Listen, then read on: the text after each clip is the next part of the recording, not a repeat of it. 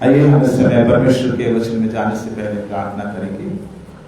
प्रभु परमेश्वर यहोवा, हम आपकी स्तुति करते, आपको धन्यवाद देते हैं फिर एक बार प्रभु जी, इस समय के लिए जो आपने हमारे जीवन में दिया कि आपके भवन में आकर हम आपकी स्तुति कर पाए। आपके पाक वचन को जब हम प्रभु मनन करते हैं, अपनी अगुवाई हमें दीजिए। खुदावन, आपका प्रत्येक वचन हमारे हृदय की जमीन पर बीज बनकर बोला जाए, अनेकों गुना फलदार यीशु नासरी के नाम से मांगते, सुंदर से बड़े दया से ग्रहण कीजिए, आमीन। प्रियो, आज प्रभु यीशु मसीह के जन्म दिवस के पश्चात का तीसरा रविवार है और आज का जो विषय है, प्रभु यीशु के बपतिस्मा के अवसर पर यह प्रकट हुआ कि प्रभु यीशु परमेश्वर का पुत्र है। प्रभु यीशु मसीह के बपतिस्मा के अवसर पर यह प्रकट हुआ कि प्रभु यीशु परमेश्वर का पुत्र है। At his baptism, Jesus is revealed as the Son of God. At his baptism, Jesus is revealed as the Son of God. प्रियो, आज हमने 3 शास्त्र पाठ को पढ़ा है। पुराने नियम से यशायाह उसका 42वां अध्याय 1 से 7 वचन, प्रेरितों के काम उसका 8वां अध्याय 26 से 40 वचन, जिसमें हम लोग फिलिपुस के द्वारा जो है एक खोजी का बपतिस्मे के बारे में हम लोग देखते हैं। और उसके बाद में जो आज का मुख्य अंश है लूका उसका 3रा अध्याय 15 से 22 वचन में हम लोग प्रभु यीशु मसीह के बपतिस्मा का वर्णन हम लोग यहाँ पर देखते हैं। प्रभु यीशु मसीह के बपतिस्मा का वर्णन और एक जगह हमको मिलता है, वो है मत्ती उसका 3रा अध्याय, और अगर हम लोग वहां से 11 वचन से अगर हम आगे पढ़ते हैं तो 17 वचन तक जो है हम लोग वहां पर प्रभु यीशु मसीह के बपतिस्मे का वर्णन हम लोग वहां पर देखते हैं। आज का जो विषय हमसे कहता है कि प्रभु यीशु मसीह के बपतिस्मा के द्वारा ये प्रकट हुआ कि प्रभु यीशु मसीह परमेश्वर के पुत्र है। क्रिसमस के बाद स्टेप बाय स्टेप हम लोग अलग अलग घटनाओं को देखते हैं। क्रिसमस के बाद का जो रविवार था उसमें हमने देखा कि यीशु का नामकरण के बारे में हमने वहां पर देखा। उसके बाद में हम लोग देखते हैं कि नामकरण के बाद में यहाँ पर तुरंत जो है फिर बपतिस्मा की बात यहाँ पर आती है। जब प्रभु यीशु मसीह बपतिस्मा के लिए यूहन्ना के पास में आए तो यूहन्ना वो अचंभित हुए और यूहन्ना वो तैयार भी नहीं थे बपतिस्मा करने के लिए। उन्होंने कहा कि मैं तो इस योग्य नहीं हूं कि मैं तेरे जूतों के बंद को भी मैं खोल सकूं, क्योंकि यूहन्ना जो है उनको ये बात बहुत अच्छी तरीके से पता थी कि वो ऐसा साधारण इंसान है और वो कुछ भी नहीं है प्रभु यीशु मसीह के सामने कि वो प्रभु यीशु मसीह को कुछ दे सके। उसको ऐसा लगा कि उल्टा प्रभु यीशु मसीह मुझे कुछ दे सकता है, because he is the son of God. वो परमेश्वर का पुत्र है और वो मुझे कुछ दे सकता है, परंतु मैं उसे कुछ दे नहीं सकता। जब से हम लोग सुसमाचार पाठ को जब सुनते हैं या इस बपतिस्मा के बारे में जब हम सुनते हैं, शुरुआती समय से मसीह कलीसिया की जब से शुरुआत हुई, अलग अलग लोग जो है इस बात को समझ नहीं पाए कि प्रभु यीशु मसीह का बपतिस्मा या फिर प्रभु यीशु मसीह को बपतिस्मे की क्या जरूरत थी। हम लोग बपतिस्मा क्यों लेते हैं? आज भी हमारे चर्च में बपतिस्मा है। बपतिस्मा क्यों लेते हैं हम लोग? What is the reason? आप सबका बपतिस्मा हो गया ना, तो फिर आपको तो आसान होना चाहिए है ना आंसर बताने के लिए। बपतिस्मा क्यों लेते हैं हम लोग? सेंट थॉमस चर्च कलीसिया के मेंबर बनने के लिए बपतिस्मा लेते हैं।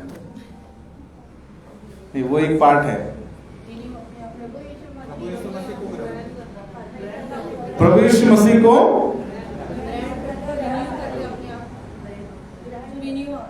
ग्रहण करते हैं और अपने पापों से, ठीक है, आप सही भी हो सकते हैं, गलत भी हो सकते हैं, डरो मत। गलत हो गया तो आप लोगों को कोई सजा नहीं मिलने वाली है ना, आप बता सकते हैं आंसर। प्रभू यीशु मसीह को मोसेस जैसे बताया, प्रभु यीशु मसीह को उघड़पने म्हणजे जाहिर रीति से हम लोग जो है लोगों के सामने हम स्वीकार करते हैं। हम प्रभु यीशु मसीह को अपना उद्धारकर्ता करके ग्रहण करते हैं, हम भले ही मन से ग्रहण करते हैं, लेकिन हम लोगों को नहीं बता पाते। जब अगर हमने मन से विश्वास किया है तो कैसे हम लोगों को बताएंगे कि हमने विश्वास किया है? तो it is an outward expression of inward faith. जो हमारा अंदरूनी विश्वास है उसको हम बाहरी तौर पर हम जाहिर करते हैं, क्रियाओं में हम जाहिर करते हैं कि मैं विश्वास करता हूं। अगर हम किसी से प्रेम करते हैं तो कैसे जाहिर करते हैं? बोल के बताते हैं ना। If we love somebody we say I love you, हम बोलते हैं कि मैं तुमसे प्रेम करता हूं। या फिर अपने प्रेम को हम क्रियाओं में दिखाते हैं। जिससे हम प्रेम करते हैं उसके लिए हम लोग क्या करते हैं? गिफ्ट लेकर जाते हैं, क्योंकि हम उनसे प्रेम करते हैं। तो प्रेम कैसे? एक्शन में हम लोग दिखाते हैं। अगर हम कहते हैं कि हमने प्रभु यीशु मसीह पर विश्वास किया है, तो उस विश्वास को लोगों के सामने अगर हमको जाहिर करना है, परमेश्वर तो जानता है, लेकिन अगर लोगों के सामने हमें जाहिर करना है तो हमको बपतिस्मा हम लोग लेते हैं। बपतिस्मा के द्वारा और क्या चीज होती है कि हम मसीह की कलीसिया के हम सदस्य बन जाते हैं। वे become the member of the body of Christ. जो प्रभु यीशु मसीह की देह है, कलीसिया है, उसके हम सदस्य बन जाते। इट इज यूनिवर्सल चर्च, जो सार्वलौकिक कलीसिया, जिसके बारे में हम लोग हमेशा कहते हैं कि मैं किस पर विश्वास करता हूं? सार्वलौकिक कलीसिया पर मैं विश्वास करता हूं। यानी सिर्फ सेंट थॉमस की कलीसिया के मेंबर नहीं बनते आप बपतिस्मा के द्वारा या प्रभु को ग्रहण करने के द्वारा, आप सार्वलौकिक कलीसिया के आप सदस्य बन जाते हैं। उसके अलावा लोकल चर्च के भी हम लोग मेंबर बनते हैं। जिस कलीसिया में हम जाते हैं वहां के भी हम सदस्य हम बपतिस्मा के द्वारा बन जाते हैं। तो बपतिस्मा का कारण यह है कि हम बपतिस्मा क्यों लेते हैं। लेकिन अगर हम प्रभु यीशु मसीह के बपतिस्मा की बात करें तो बहुत सारे जो स्कॉलर्स हैं वो हमेशा सोचते हैं कि आखिर प्रभु यीशु मसीह को बपतिस्मा की क्या जरूरत है? कौन से लोकल चर्च का मेंबरशिप चाहिए था उनको? क्योंकि चर्च का जो आधार है वो खुद प्रभु यीशु मसीह है। या प्रभु यीशु मसीह, हम बपतिस्मा क्यों लेते हैं? क्योंकि हम पश्चाताप करते हैं, अपने पापों से मन फिराव करके हम बपतिस्मा लेते हैं। यूहन्ना जब वो बपतिस्मा दिया करता था तो यूहन्ना लोगों को पश्चाताप करने के लिए बुलाता था। मन फिराव का बपतिस्मा यूहन्ना उनको दिया करता था। उनसे कहता था कि तुम आओ, अपने पापों की क्षमा तो मांगो और मैं तुम्हें बपतिस्मा मैं तुम्हें दूंगा। लेकिन जब हम प्रभु यीशु मसीह के संदर्भ में आते हैं तो प्रभु यीशु मसीह को किसी पश्चाताप की जरूरत है कि नहीं है कि नहीं? प्रभु यीशु मसीह को पश्चाताप की जरूरत नहीं है, because he is the son of God, क्योंकि वो परमेश्वर का पुत्र है। उनको पश्चाताप की आवश्यकता नहीं है, उनको क्षमा की आवश्यकता नहीं है, because he is the perfect. वो संपूर्ण है, वो संपूर्ण है। और बाइबल में लिखा है कि वो, उसके अंदर पाप का स्वभाव नहीं था, पाप रहित था, लेकिन उसके बावजूद भी वो पापियों में गिना गया, पापियों की संगति में उसको गिना गया। उसके स्वभाव में किसी प्रकार का पाप नहीं था, क्योंकि हम देखते हैं कि प्रभु यीशु मसीह कुंवारी मरियम के गर्भ से उन्होंने जन्म लिया। सारे इंसान जो है पुरुष और स्त्री के मिलन से पैदा होते हैं और इसीलिए उनके अंदर में पाप का स्वभाव है। लेकिन प्रभु यीशु मसीह का जन्म जो है पवित्र आत्मा के द्वारा हुआ और उनमें पाप का स्वभाव नहीं था। जो यूहन्ना का बपतिस्मा था, यूहन्ना बपतिस्मा देने वाले का, वो लोगों को उनके पाप के बारे में याद दिलाता था और उससे तौबा करने के लिए कहता था। लेकिन प्रभु यीशु मसीह के लिए ये चीजें एप्लीकेबल नहीं थी। तो कई जो बाइबल के तर्क ज्ञानी लोग हैं उन्होंने कई बार इस बारे में सोचा कि आखिर प्रभु यीशु मसीह को बपतिस्मे की क्या जरूरत थी। मैं आपसे ये सवाल पूछता हूं कि आखिर प्रभु यीशु मसीह को बपतिस्मे की क्या जरूरत थी? मनुष्य रूप में आया, ठीक है, क्योंकि वो मनुष्य रूप में आया था। और क्या कारण हो सकता है? हाँ, ताकि शास्त्र लेख पूरा हो। अच्छा, कहां लिखा है शास्त्र लेख? है ऐसा कि प्रभु यीशु मसीह ने बपतिस्मा लेना चाहिए करके? और क्या कारण हो सकता है? ठीक है, मैं आप लोगों को ज्यादा जो है सवालों में आपको टेंशन नहीं दूंगा। यहाँ पर जो आपने आंसर दिया सही है, जैसे कहा कि वो मनुष्य के रूप में इस संसार में आया, और उसके बाद में हम लोग देखते हैं कि वचन को परमेश्वर के द्वारा जो भविष्यवाणियां हैं उसे वो पूरी करे। जो स्कॉलर्स, जो लोगों ने जो अपना जो राय उन्होंने दी, उन्होंने इस तरीके से कहा कि प्रभु यीशु मसीह ने क्यों अपने आप को बपतिस्मा के लिए समर्पित किया, उसके कुछ कारण हैं। और पहला कारण हम लोग देखते हैं कि प्रभु यीशु मसीह जब इस संसार में थे तो बपतिस्मा लेने के लिए उन्होंने करीबन जो है 30 वर्ष की उम्र तक उन्होंने इंतजार किया, क्योंकि यहां देखते हैं इमीडिएटली यीशु मसीह के बपतिस्मा के बाद में तुरंत वहां पर हम लोग देखते हैं कि 23 वचन अगर आप पढ़ेंगे, लूका उसका 3 अध्याय 23 वचन। जब यीशु आप उपदेश करने लगा तो लगभग 30 वर्ष की आयु का था, और जैसा समझा जाता था यूसुफ का पुत्र था, और वह एली का। हाँ, ठीक है।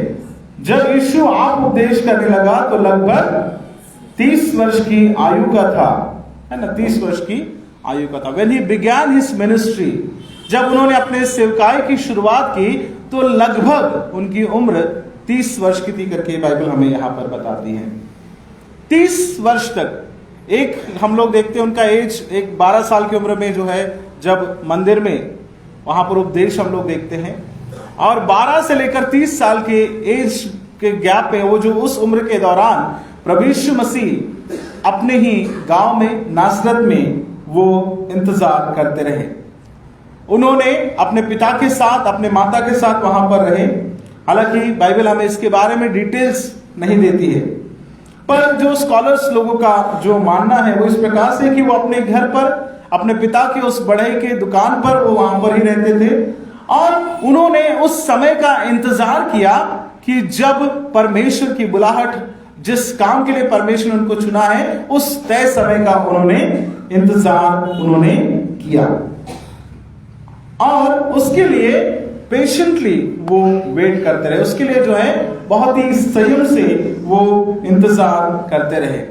और जैसे ही तय समय आया, जैसे ही उनको ये बात परमेश्वर की ओर से जाहिर हुई कि परमेश्वर ने उनका रास्ता तैयार करने के लिए यूहन्ना बपतिस्मदाता को भेजा है, और उस तय समय पर प्रभु यीशु मसीह ने बपतिस्मा लिया करके हम लोग देखते हैं।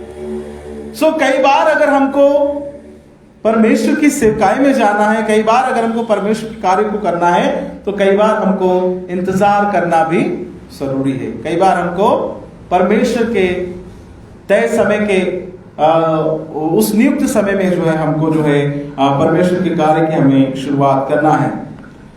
और ऐसा क्यों? क्योंकि अगर हम लोग देखते हैं इस कारण में, तो इसके पहले जितने भी बपतिस्मे हुए, कभी भी इतिहास में यहूदी लोग बपतिस्मा नहीं लिया करते थे। यहूदी लोग बपतिस्मा नहीं लेते थे, क्योंकि यहूदियों का यह मानना था कि बपतिस्मा जो है वो अन्य जातियों के लिए है। किसके लिए है? अन्य जातियों के लिए। क्योंकि यहूदी लोग अपने आप को परफेक्ट समझते थे, यहूदी लोग अपने आप को परमेश्वर के चुने हुए समझते थे। तो उनका यह मानना था कि अगर किसी को हमारे यहूदी धर्म में शामिल होना है तो उसको या तो खतना करना पड़ेगा, या तो इस बपतिस्मे के द्वारा वो मन फिराव कर सकते हैं। तो उसके पहले इतिहास में हम देखते हैं कि यहूदियों के अंदर यह प्रथा नहीं थी। लेकिन जैसे ही यीशु मसीह का समय वहां पर आया, तो वहां पर हम लोग देखते हैं वचन में कि कई शास्त्री और फरीसी बपतिस्मा लेने के लिए यहां पर यूहन्ना बपतिस्मदाता के पास में आते हैं। मत्ती के अगर वचन को हम निकालते हैं, मत्ती उसका 3 अध्याय, वहां पर आपको वो रेफरेंस देखने को मिलता है। 7वां वचन, मत्ती 3:7, कोई पढ़िए।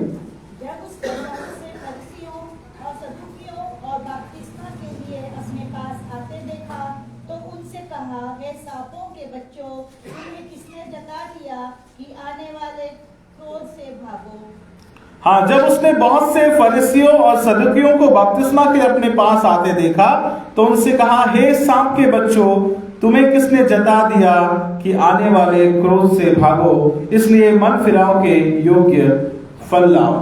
यहां पर यूहन्ना बपतिस्मदाता शास्त्री और फरीसियों से बात करते हैं। वो लोग ऑलरेडी शास्त्री फरीसी लोग हैं, एक ग्रुप है जो अपने आप को अति धार्मिक मानता था, जो अपने आप को परमेश्वर का करीबी मानता था, और उनके अनुसार बपतिस्मे की आवश्यकता जो है उन लोगों को है जो पापी है, जो मैले हैं, उन लोगों को जो है बपतिस्मा की आवश्यकता है, क्योंकि वो अपने आप को अब्राहम की संतान करके वो अपने आप को सोचते थे। 9वें वचन में लिखा है, और अपने अपने मन में यह न सोचो कि हमारा पिता अब्राहम है, क्योंकि मैं तुमसे कहता हूं परमेश्वर इन पत्थरों से अब्राहम के लिए संतान उत्पन्न कर सकता है। वो लोग धर्म को, रिलीजन को टेक इट फॉर ग्रांटेड लिया करते थे। उनका यह सोच था कि हम अब्राहम की संतान है तो हम कुछ भी करें तो परमेश्वर हमको जरूर बचाएगा, परमेश्वर हमको कभी छोड़ेगा नहीं। तो कहीं ना कहीं उनको परमेश्वर के उस उद्धार का एक अश्योरेंस था, और उनको लगता था कि हमको बपतिस्मे की आवश्यकता नहीं है। बपतिस्मा केवल पापियों के लिए है, बपतिस्मा केवल उनके लिए है जो यहूदी या गैर यहूदी जो है उनके लिए ये बपतिस्मा है। लेकिन जैसे ही यूहन्ना बपतिस्मदाता आया तो लोग मन फिराव करने लगे, और यहां पर शास्त्री फरीसी लोग भी बपतिस्मा लेने के लिए आए, और उनको यूहन्ना कहता है कि सांप के बच्चों, अभी तुमको किसने जता दिया और तुम कैसे आ रहे हो, और वहां पर बहुत सारा डिस्कशन हम लोग वहां पर देखते हैं। तो एक मूवमेंट चालू हुआ, एक आंदोलन शुरू हुआ, और लोग बपतिस्मा के लिए उमड़ने लगे, और ऐसे समय में प्रभु यीशु मसीह ने भी बपतिस्मा लिया। So he waited for the right time. उस समय में जब एक मूवमेंट शुरू हुआ, लोग बपतिस्मा लेने लगे, इवन यहूदी लोग, उनको रियलाइज होने लगा कि वो गलत है, और वो मन फिराव करके बपतिस्मा के लिए जब वो आने लगे, तब प्रभु यीशु मसीह ने बपतिस्मा लिया करके हम लोग देखते हैं। और प्रभु यीशु मसीह उस पल का इंतजार करते रहे। और जैसा किसी ने भी बताया कि क्यों प्रभु यीशु मसीह ने बपतिस्मा लिया, तो किसी ने कहा कि क्योंकि वो मनुष्य के रूप में आए। तो यहां पर जो लोगों को प्रभु यीशु मसीह बचाने आए, उनके साथ आइडेंटिफाई करने के लिए, उनके साथ इकट्ठा एक दिखने के लिए प्रभु यीशु मसीह ने यहां पर बपतिस्मा लिया करके हम लोग देखते हैं। क्योंकि this was his opportunity, and in his baptism he identified himself with the people whom he came to save। जिन लोगों को वो उद्धार करने आया, उनके साथ में अपने आप को आइडेंटिफाई करने के लिए कि मैं इनमें से ही हूं, या मैं इन्हीं को बचाने आया, उनके साथ एक होने के लिए प्रभु यीशु मसीह ने जो है अपना बपतिस्मा वहां पर लिया करके हम लोग देखते हैं। और जब बपतिस्मा प्रभु यीशु मसीह ने लिया, तो वहां पर स्वर्ग से एक वाणी हुई। क्या वाणी हुई? दिस इज माई बिलवेड सन, देखो ये मेरा प्रिय पुत्र है जिससे मैं प्रसन्न हूं। ये जो वाणी स्वर्ग से हुई, दिस इज माई बिलवेड सन, ये मेरा प्रिय पुत्र है जिससे मैं प्रसन्न हूं, ये पुराने नियम के 2 शास्त्र पाठों से आता है। यहूदी जो लोग हैं वो मसीहा का इंतजार कर रहे थे, और उनकी अपेक्षा थी कि मसीहा जो एक राजा की नाई इस संसार में आएगा, और उसको साबित करने के लिए परमेश्वर ने यहां पर स्वर्ग से एक वाणी वहां पर की करके हम देखते हैं कि देखो मेरा प्रिय पुत्र है जिससे मैं प्रसन्न हूं। पुराने नियम में 2 अलग अलग वचनों के जो कोटेशन से हमको ये पूरा वचन हमको यहाँ पर देखने को मिलता है। भजन संहिता उसका 2रा अध्याय उसका 7वां वचन में हम लोग देखते हैं, दिस इज माय बिलवेड सन, देखो ये मेरा प्रिय पुत्र है। ये जो भाग है हम लोग भजन संहिता उसका 2रा अध्याय और 7वें वचन में देखते हैं, जो आज हम लोगों ने रेस्पॉन्सिव रीडिंग हमने किया। भजन संहिता उसका 2रा अध्याय और 7वां वचन पढ़िए। मैं उस वचन का प्रचार करूंगा जो यहोवा ने मुझसे कहा, तू मेरा पुत्र है, आज तू मुझसे प्रसन्न उत्पन्न हुआ। हाँ, देखिए यहाँ पर जो पहला भाग है, तू मेरा पुत्र है। आगे में हम वहां पर प्रिय पुत्र, इस एडिशन को हम लोग देखते हैं, लेकिन यहाँ तू मेरा पुत्र है, तू मेरा पुत्र है और आज तू मुझसे उत्पन्न हो। ये पुराने नियम का एक रेफरेंस हम देखते हैं, जो भविष्यवाणी प्रभु यीशु के बारे में की गई। उसके बाद जो दूसरा जो पार्ट है वो हमको देखने को मिलता है यशायाह उसका 42वां अध्याय और उसका पहला वचन में। यशायाह उसका 42वां अध्याय और उसका पहला वचन जो हमारा आज का पहला शास्त्र पाठ था उसमें हमने पढ़ा। पढ़िए कोई 42 अध्याय पहला वचन। मेरे दास को देखो जिसे मैं संभाले हूँ, हाँ। मेरे चुने हुए को हाँ। जिससे मेरा जी प्रसन्न है, मेरे चुने हुए को जिससे मेरा जी प्रसन्न है। यहाँ पर भी हम प्रभु यीशु मसीह के बारे में जो कथन कहा गया कि देखो ये मेरा प्रिय पुत्र है जिससे मैं प्रसन्न हूं, उसके बारे में भविष्यवाणी यहाँ पर हम लोग देखते हैं। और ये पूरा दोनों कथन जो है वो प्रभु यीशु मसीह के उस दुख भोग को जो है जाहिर करता है, जो यशायाह उसका 53 अध्याय 1 से 12 वचन में जो भविष्यवाणी की गई थी कि मसीह कैसे इस संसार में आएगा, कैसे वो दुखों को उठाएगा, कैसे वो क्रूस पर अपने मृत्यु को जो है स्वीकार करेगा। ये सारी भविष्यवाणियां जो प्रभु यीशु मसीह के बारे में की गई थी वो यहाँ पर बपतिस्मा के इस कथन के द्वारा हम पूरी होते हुए हम लोग देखते हैं। बपतिस्मा के द्वारा दो विशेष बातें जो सामने आई वो ये थी कि पहली बात कि प्रभु यीशु मसीह परमेश्वर का चुना हुआ है, ये बात जाहिर हुई। बपतिस्मा के द्वारा ये बात जाहिर हुई कि he is the chosen one of God, वो परमेश्वर के द्वारा चुना गया है। और दूसरी बात ये साबित हुई कि उस चुने हुए को क्रूस को उठाना है या क्रूस पर उसको चढ़ना है, ये बात वहां पर जाहिर हुई करके हम लोग देखते हैं। प्रभु यीशु मसीह के लिए जब ये वाणी हुई कि देखो ये मेरा प्रिय पुत्र है जिससे मैं प्रसन्न हूं, तो प्रभु यीशु मसीह को ये मालूम था कि आज से मेरे सेवकाई की शुरुआत हुई है। आज से मुझे ये पता है कि परमेश्वर ने एक राजा बनाकर मुझे चुना है, लेकिन साथ साथ राजा को अपनी प्रजा के लिए दुख भी उठाना है। हालेलुया। राजा को अपने लोगों के लिए सामने जाना है और उस शैतान से लड़ना है। और ये बात बपतिस्मा के द्वारा प्रभु यीशु मसीह में हम लोग देखते हैं कि वहां पर जाहिर की गई करके हम लोग देखते हैं। उसे पता था कि वो एक राजा है, लेकिन उसको कांटों के उस सिंहासन पर उसको बैठना है, उस क्रूस के उस सिंहासन पर उसको वहां पर लटकना है करके उस समय प्रभु यीशु मसीह को वहां पर पता चला। उस समय उनको पता था कि परमेश्वर ने उनको विजेता बनाया है, उनको मृत्यु पर जीत हासिल करने के लिए भेजा, लेकिन साथ साथ उनको उस दुख को भी सहना है जो मनुष्य के लिए थी, उस पीड़ा को भी सहना है, उस सजा को भी सहना है जो मनुष्य के लिए है।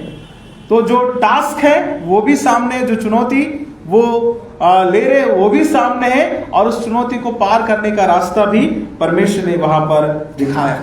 और प्रभु यीशु मसीह के बारे में परमेश्वर कहते हैं कि देखो ये मेरा प्रिय पुत्र है जिससे मैं प्रसन्न हूं। जो गवाही परमेश्वर ने प्रभु यीशु मसीह के बारे में दी, क्या वो गवाही परमेश्वर हमारे बारे में दे सकता है?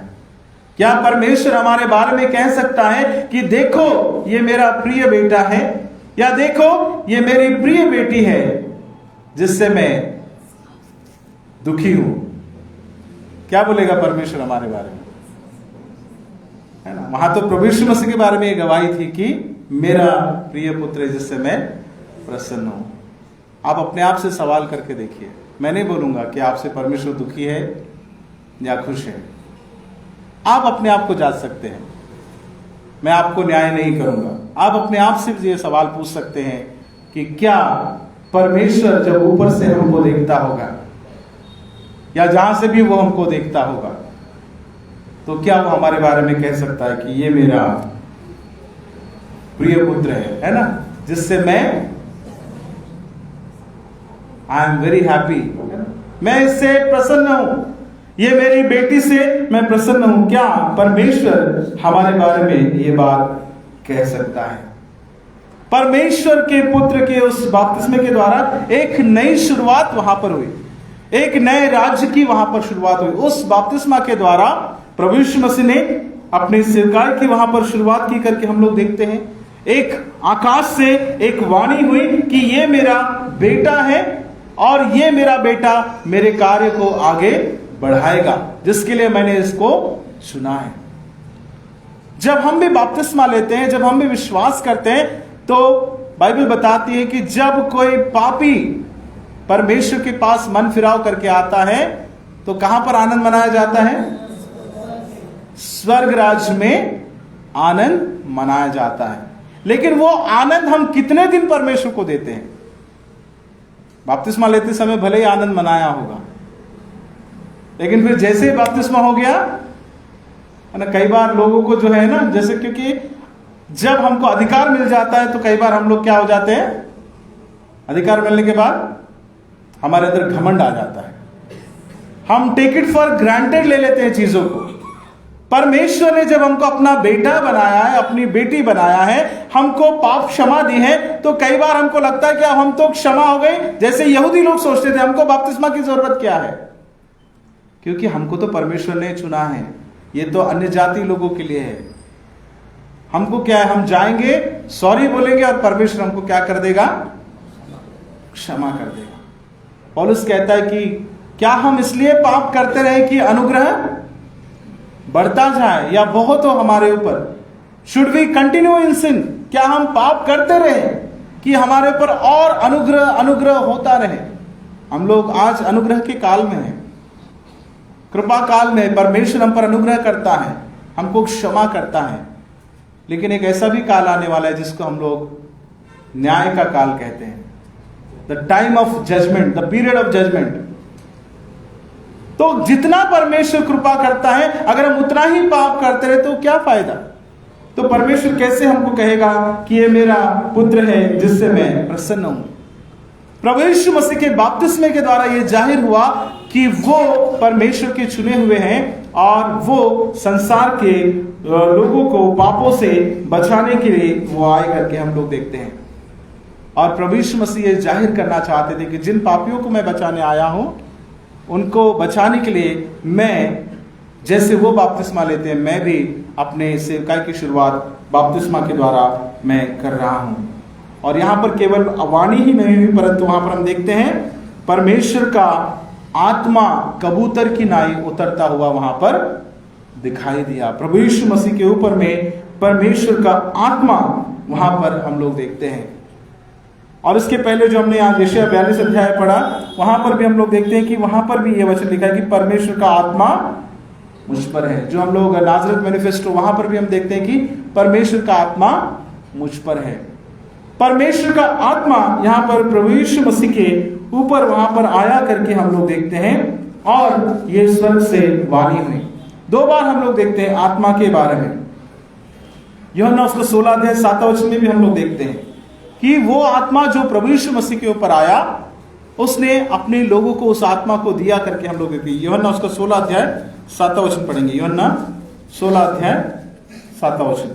तो भी मैं तुमसे सच कहता हूँ कि मेरा जाना तुम्हारे लिए अच्छा है। मेरा जाना तुम्हारे लिए अच्छा है, क्योंकि यदि मैं न जाऊं तो वह सहायक तुम्हारे पास न आएगा। तो वह सहायक तुम्हारे पास न आएगा, परंतु यदि मैं जाऊंगा तो उसे तुम्हारे पास भेजूंगा। वो पवित्र आत्मा फिर लोगों को दिया गया। हम लोगों के ऊपर परमेश्वर ने, जो उसके चेले हैं, उनको वो पवित्र आत्मा दी। प्रेरितों के कार्य उसका 2 अध्याय 33 वचन में भी हम इस बात को पढ़ सकते हैं। प्रेरितों के काम उसका 2 अध्याय 33 वचन को पढ़िए।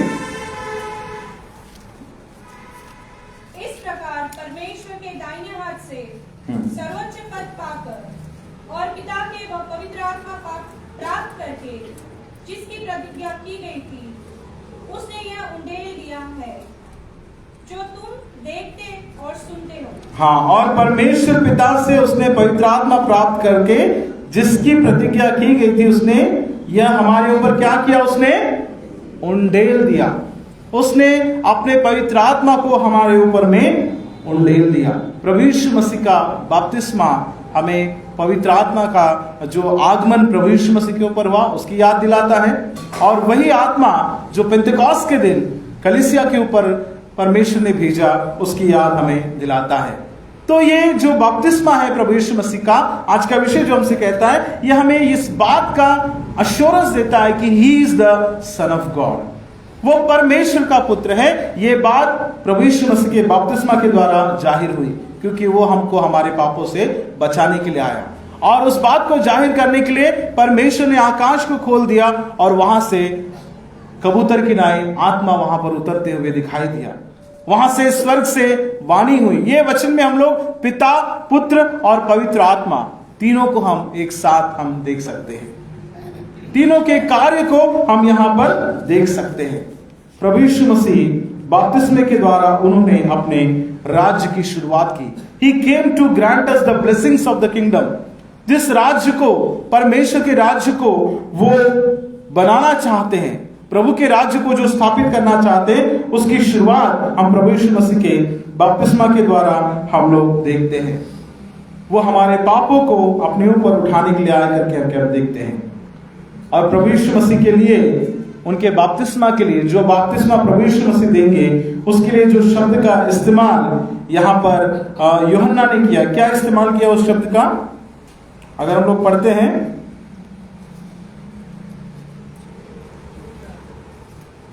कि मैं तो तुम्हें पानी से बपतिस्मा देता हूं, लेकिन जो मेरे बाद आने वाला है वो तुम्हें कैसे बपतिस्मा देगा? मत्ती उसका 3 अध्याय 11 वचन पढ़ेंगे। मत्ती 3 अध्याय 11 वचन पढ़ेंगे। मैं तो पानी से तुम्हें मन फिराव का बपतिस्मा देता हूँ, हाँ। परंतु जो मेरे बाद आने वाला है वह मुझसे शक्तिशाली है। मैं उसकी जूती उठाने के योग्य नहीं। वह तुम्हें पवित्र आत्मा और आग से बपतिस्मा देगा। मैं तो पानी से तुम्हें मन फिराव का बपतिस्मा देता हूं, परंतु जो मेरे बाद आने वाला है वह मुझसे शक्तिशाली है। मैं उसकी जूती उठाने की योग्य नहीं। वह तुम्हें पवित्र आत्मा और आग से बपतिस्मा देगा। वो तुम्हें पवित्र आत्मा से और आग से बपतिस्मा देगा करके यहाँ पर प्रभु के बारे में वहां पर लिखा गया। प्रभु यीशु मसीह के बारे में जो यहाँ पर जो सिंबल वहां इस्तेमाल हुआ है, ही इज अ फायर। प्रभु यीशु मसीह के बारे में कहा गया कि he is a fire. Fire या आग क्या करती है? आग का काम क्या है? जलाना और भस्म करना। हाँ, तो पहले आप लोगों ने नेगेटिव बात ही बताई है ना। आग का काम है जलाना, आग का काम है भस्म करना, बाद में आप बोल रहे कि शुद्ध करना। अगर हम फायर के बारे में हम बात करते हैं तो fire it is a dangerous thing, लेकिन साथ साथ it is also a useful tool. ये बहुत काम आने वाली चीज भी है। अगर हम आग के बारे में देखते हैं, it can purify and it also can destroy. ये प्यूरिफाई भी कर सकती है, शुद्ध भी कर सकती है और ये नाश भी कर सकती है। It can be used to melt away base metals from gold, leaving it pure. जो सोने से गंदगी जो है साफ करना है, तो सोनार क्या करता है? उसको आग में डालता है। It can be used in the process of sharpening a blade. किसी ब्लेड को तेज करने के लिए भी आग का इस्तेमाल किया जाता है। पुराने समय में लोहार हुआ करते थे और उस समय में लोग कुल्हाड़ी या हमारे पास में अगर कुछ है ना तेज वस्तुएं, उसको धार लगाना है तो हम क्या करते थे? लोहार के पास उसको ले जाते थे। वो आग में उसको डालता और उसको फिर लोहे पर रखकर उसको ठोकता था। शार्प करने के लिए आग का इस्तेमाल होता है। It can be used to destroy rubbish. जो गंदगी है, जो कचरा है, उसको जलाने के भी काम आता है। और यहाँ पे प्रभु यीशु मसीह के बारे में ये उपमा दी गई कि मेरे बाद जो आने वाला है वो तुम्हें आग से, पवित्र आत्मा से तुम्हें बपतिस्मा देगा। वो तुम्हारे अंदर की बुराई को, तुम्हारी गंदगी को खत्म करेगा और तुम्हें शुद्ध करेगा। और जो नहीं शुद्ध हो सकता, जो नहीं सुधर सकता, उसको क्या करेगा? फिर वो आग क्या करता है? वही वो करेगा, भस्म कर देगा करके यहां पर हम देखते हैं। परमेश्वर हमारे साथ वो कर सकता है, क्योंकि प्रभु यीशु मसीह के आगमन में वहां पर हम देखते हैं कि यूहन्ना ने एक और बात वहां पर कही। आगे के वचन को अगर आप पढ़ेंगे, 12 वचन पढ़ेंगे। उसका सूप उसके हाथ में है, उसका सूप उसके हाथ में है और वह अपना खलिहान अच्छी रीति से साफ, और वह अपना खलिहान क्या करेगा? अच्छी रीति से साफ, अच्छी रीति से साफ करेगा। और अपने गेहूं को तो खत्ते में इकट्ठा करेगा, और अपने गेहूं को तो खत्ते में इकट्ठा करेगा, परंतु भूसी को उस आग में जलाएगा जो बुझने की नहीं। और जो भूसी है उसको क्या करेगा? आग में जलाएगा। उस आग में जलाएगा। कौन से आग में जलाएगा? जो बुझने की। जो बुझने वाली नहीं है, है ना। दो चीज वहां पर हम देखते हैं कि उसका सूप उसके हाथ में है। सूप कितने लोगों ने देखा? जानते हो सूप, है ना। पुराने समय में ज्यादा इस्तेमाल होता था, अभी करते हैं कि पता है, महिलाओं को बहुत अच्छे से पता है। सूपा, हम उसको सूपा बोलते हैं ना, वो बांस का या फिर वो जो टोकरी से जो बनता है ना, उससे बनाते थे। और पुराने समय में जो महिलाएं हैं, मेरी नानी किया करती थी, मेरी मम्मी किया करती, मुझे याद है कि वहां पर जो कचरा है उसको झटकते थे, है ना। जब वो उसको उछालते थे तो जो कचरा है वो सामने आ जाता और उसको नीचे गिरा देते थे। और अच्छा जो धान है या अच्छा जो राशन है उसको हम साइड में निकाल लेते हैं, और जो कचरा है उसको हम लोग फेंक देते हैं। यहाँ पे प्रभु यीशु मसीह के बारे में लिखा गया कि वो आया है और उसके हाथ में, एक हाथ में उसका सूप है, और वो क्या करेगा? उस सूप में सबको मिला के डाल देगा। क्योंकि खेत खलिहान में क्या होता है, केवल वहां पर गेहूं की धान ही नहीं है, साथ में दूसरे भी जंगली झाड़ियां वहां पर है, अनवांटेड चीजें भी वहां पर है। लेकिन कटनी के समय तक खेत का जो किसान इंतजार करता है और सबको एक ही जगह इकट्ठा करता है, और जब उसके बाद जब उसको झटकता है या फटकता है तो उस कचरे को वहां से अलग करता है। आजकल तो मशीनें आ गई, हवा चलाते बड़े जोर से, और धूल और भूसा जो है दूर चला जाता है। उस भूसे को जमा करके क्या करेगा? वो जो अच्छा गेहूं है उसको अपने खत्ते में इकट्ठा करेगा। Jesus has winnowing fork in his hand. जो सूप है वो उसके हाथ में है, और वो गेहूं को, गेहूं मतलब कौन है? कौन है गेहूं? कौन है गेहूं? मैं आपसे पूछ रहा हूं, गेहूं कौन है? आप लोग बोल रहे मनुष्य है, हा?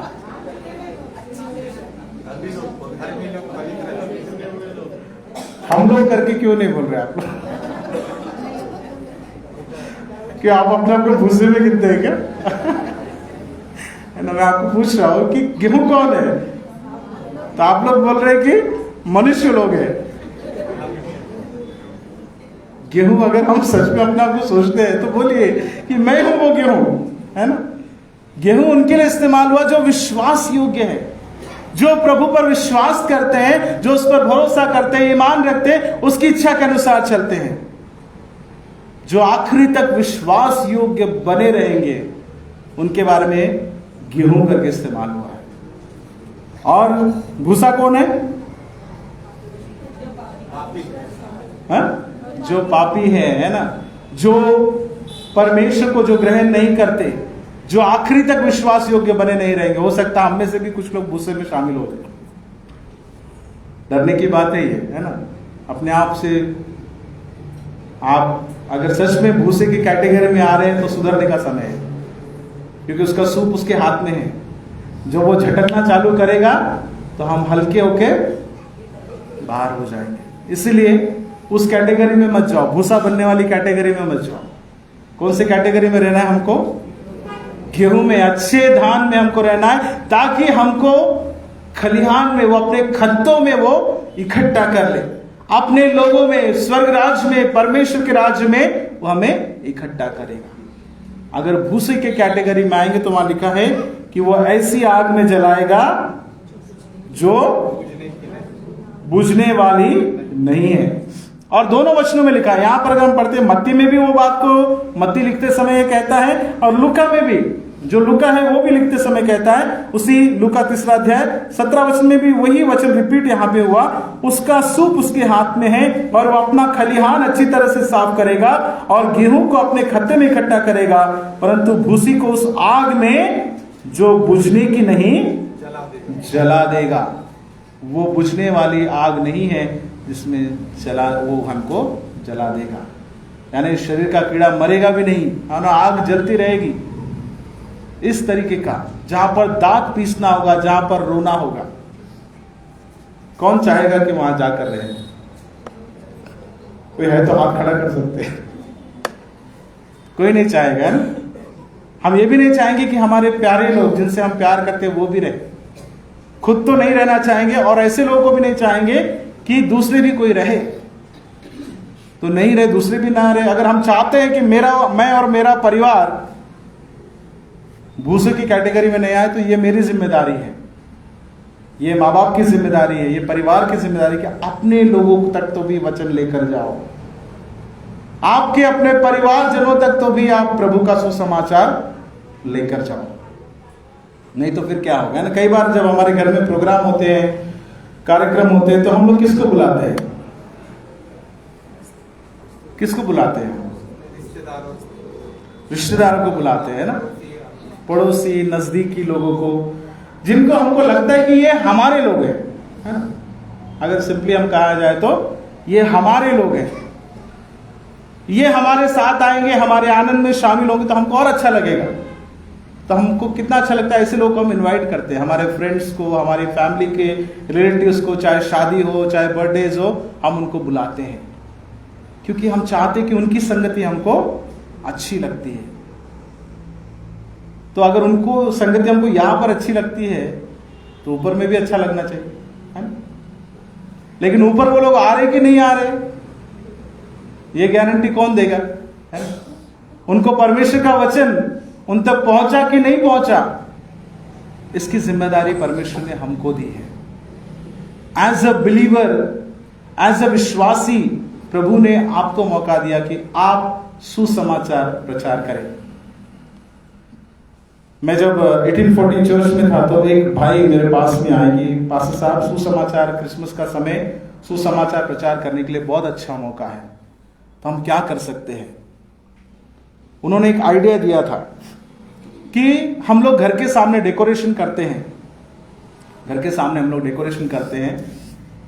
तो उन्होंने खुद के खर्चे से एक बैनर बनाया उन्होंने, और उसमें गॉस्पेल वर्सेस कुछ लिखे, और नीचे में लिखा कि अगर आप ज्यादा जानकारी चाहते हैं उद्धार के बारे में या प्रभु यीशु मसीह के बारे में, तो अपने पास की जो कलीसिया उससे संपर्क करें। और उन्होंने वो बैनर्स मेरे पास ला कर दिए, मैंने 1840 चर्च में अनाउंस किया, क्योंकि लोग फ्री में लेते तो उसका कदर नहीं होता है, तो उसका हमने एक प्राइस रखा 100 रुपीज। लोग इसको खरीद कर लेकर जाए, और डेकोरेशन जब करते तो रोड पर अगर आप रहते, आपका घर के बाहर के गेट के पास आप इसको लटका सकते हैं, अपने घर के दीवार पर आप लगा सकते हैं, और उसमें गॉस्पेल वहां पर लिखा था।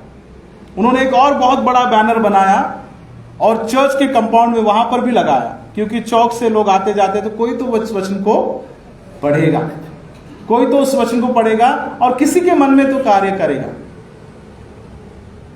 कई लोगों ने उसको लेकर गए, लेकिन कई लोगों ने उसकी ओर ध्यान नहीं दिया, क्योंकि वी डोंट फील कि वी आर रिस्पॉन्सिबल। हमको लगता नहीं है कि हमको ये जिम्मेदारी दी है। सुसमाचार प्रचार करना किसका काम है? पास्टर को रखा है ना, पेमेंट देते हैं हम लोग, है ना, वो उनका काम है। किसका काम है? सुवार्थिक को रखा है, उनका काम है। लेकिन हर विश्वासी का काम है कि वो सुसमाचार प्रचार करे। उन्होंने बहुत अच्छा बैनर बना के दिया था, मेरे पास रखा था। मैंने इस साल भी मेरे घर के सामने, अगर आप लोग आए होंगे कैरल में, आपने ध्यान दिया या नहीं दिया पता नहीं, पर मैंने वहां पर लगा कर रखा था। हम लोग ऐसा कुछ क्यों नहीं करते? क्योंकि हम अगर लोगों को चाहते हैं कि वो हमारे साथ शामिल हो, गेहूं की कैटेगरी में आए, तो हमारा काम है अपने परिवार, अपने रिश्तेदारों को हम सुसमाचार प्रचार करें, ताकि वो गेहूं की कैटेगरी में हमारे साथ में आए, वो उस भूसे वाली कैटेगरी में न जाए। जब हम पृथ्वी में उनके साथ रहकर आनंद मनाना चाहते हैं, तो स्वर्ग में आनंद मनाना कितनी बड़ी बात है। तो वहां के लिए हम लोगों को तैयार कर सकते हैं। इस साल उन्होंने, उस भाई ने एक और नया आइडिया निकाला, उन्होंने एक और नया आइडिया निकाला। कल मुझे, मैं एक जगह गया था, वहां पर पता चला, उन्होंने मुझे शेयर किया। इस साल उन्होंने क्या किया? कैलेंडर्स छापे, कैलेंडर्स छापे, और कैलेंडर में तो वचन रहते हैं, लेकिन नीचे में कैलेंडर के और एक उन्होंने एक्स्ट्रा पेपर वहां पर लगाया, और वहां पर भी गॉस्पेल मैसेज है। कल एक फेलोशिप में मैं गया था, वहां पर करीबन 20 परिवार थे, वहां पर वो कैलेंडर्स लाए गए, और उन्होंने कहा कि एक परिवार एक कैलेंडर लेकर जाएगा, और वो कैलेंडर आप किसी अन्य जाति व्यक्ति को दीजिए। आपके घर में काम करने वाला होगा, आपके घर में, आपके आसपास में कोई पहचान वाला होगा, उनको वो कैलेंडर दो, ताकि वो घर में जाके हर रोज जब वो कैलेंडर को देखे, वो गॉस्पेल वो पढ़ते रहे। उसमें भी नीचे में लिखा कि आपकी नजदीकी कलीसिया से संपर्क करें अधिक जानकारी के लिए। छोटे छोटे काम, नए नए रास्ते। आज हमारे पास व्हाट्सएप है ना, व्हाट्सएप पे तो हम बहुत सारी चीजें सर्कुलेट करते हैं, लेकिन प्रभु का वचन बांटने के लिए आज हमारे पास नया नया माध्यम आ चुके हैं। क्या हम उसका इस्तेमाल करते हैं? कई बार लोग भेजते हैं वचन, लेकिन पास्टर को ही भेजते हैं।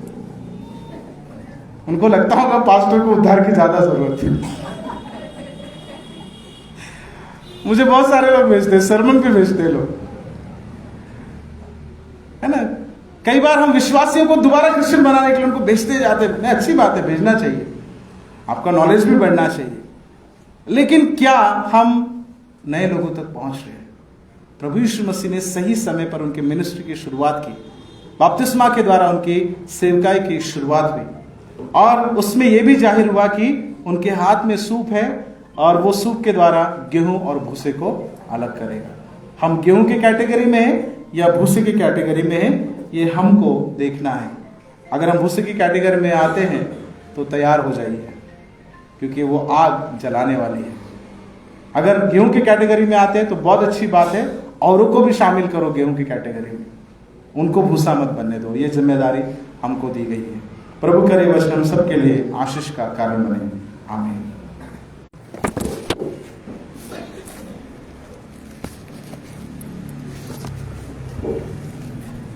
आइए इस समय हम सब अपने स्थान पर खड़े हो जाएंगे और प्रेरितों के विश्वास वचन को हम लोग सब मिलकर कहते हैं। पेज नंबर 165, विभाग क्रमांक 14।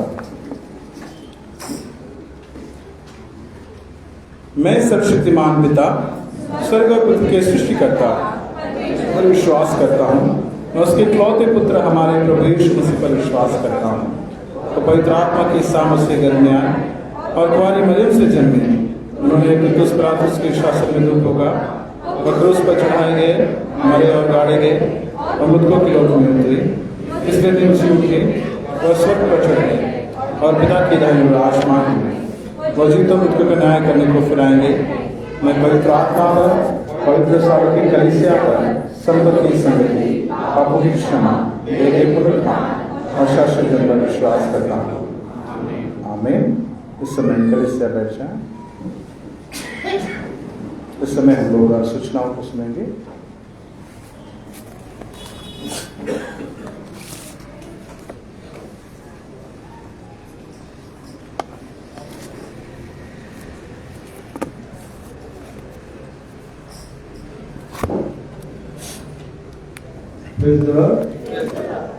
आप सब पूछ लें। मैं परमेश्वर का धन्यवाद करता हूँ आज के दिन के लिए, फिर से उसने पवित्र हमने हमको लाके